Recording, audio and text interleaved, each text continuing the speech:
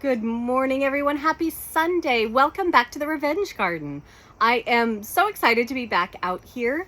The garden obviously needs a little work still. It took some serious hits in that ice storm, but the gazebo is back up thanks to my husband and my son, so I am so appreciative of them and so excited to be back out here with you this morning. We're going to start today with Carol Paur, P-A-U-R, Paur, Early Summer. Connie's life was measured by one event after another. Birthday, Christmas, New Year's, Easter, Memorial Day, 4th of July, Labor Day, Halloween, and Thanksgiving. Throw in a few other parties, sleepovers, camping trips, and the fair. She was set. Cat rescuing might become one of her favorite holidays. We drove through the alleys of small houses, small driveways, and neatly stacked garbage bins leaning at the edge of the street. "Stop, there's Ollie," shouted Georgia, pointing to a calico. "Be super quiet. He'll probably run off and come back once we set up the trap." We placed the cage on the pavement at the edge of the road. Georgia appeared at the back of the trap and let Connie place a scoop of tuna on it. "Smelly." "That's how we attract them," said Georgia. Once she opened the front door of the cage, she stood up. "Okay, let's hide in the bushes and wait." I pulled the truck over and we climbed out and waited. It would take a good 20 to 30 minutes for Ollie to decide to get that tuna, and I didn't think Connie would be patient, but she was. Snap! There he was, glaring at us, swiping his paws out of the cage. "Connie, give me the gloves," said Georgia. "I don't want him scratching me." After putting down the tarp at the back of the truck and the cage was set on top, Ollie shrieked in anger. "Ollie, Ollie, where you're going is a much better place than roaming these streets," Georgia said as she covered the cage with a towel.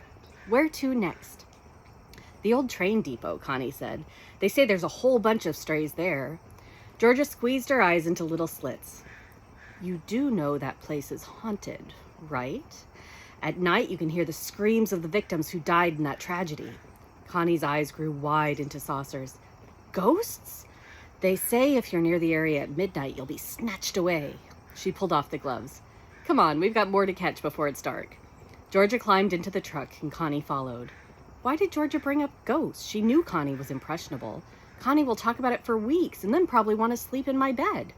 "Connie, you do know there are no such things as ghosts, right?" She looked unsure. 10-year-old body, 16-year-old intellect, 5-year-old mentality. "Can I sleep with you tonight?" Instead of answering, I drove down another alley. We caught 2 more strays. "Do you want me to take these home tonight?" I asked. "We can drop them off after church." "That would be great." Georgia looked at Connie. "Do not play with those cats. Promise?" Connie nodded. "Do you think the ghosts will come looking for me?" "Connie, I am sure you'll figure out just what to do if you see a ghost.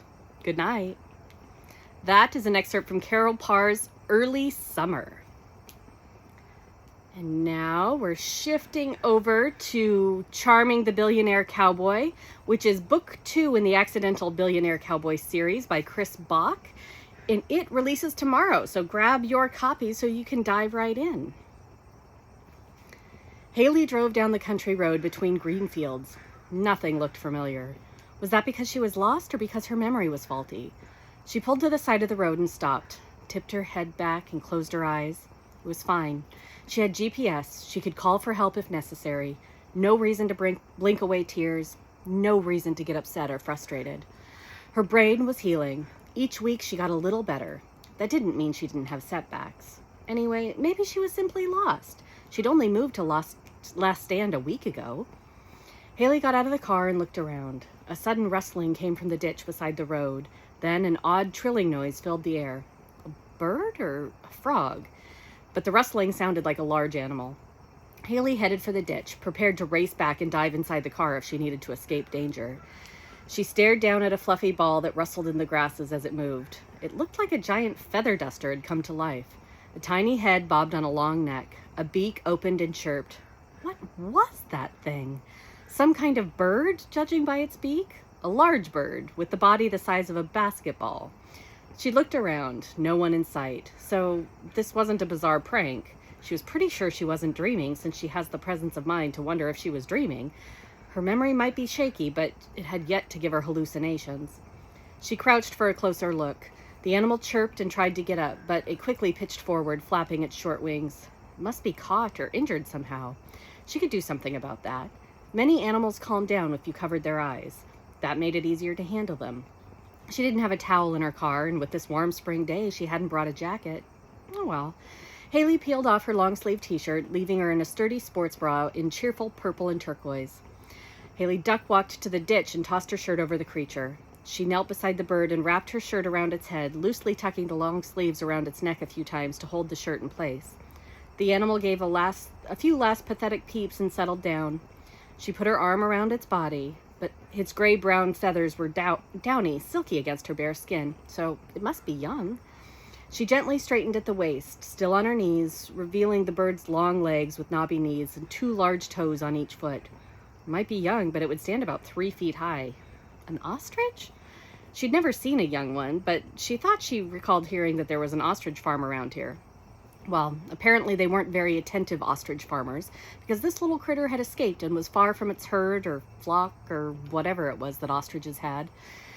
It also had a gash on its leg, shallow but long, still oozing blood.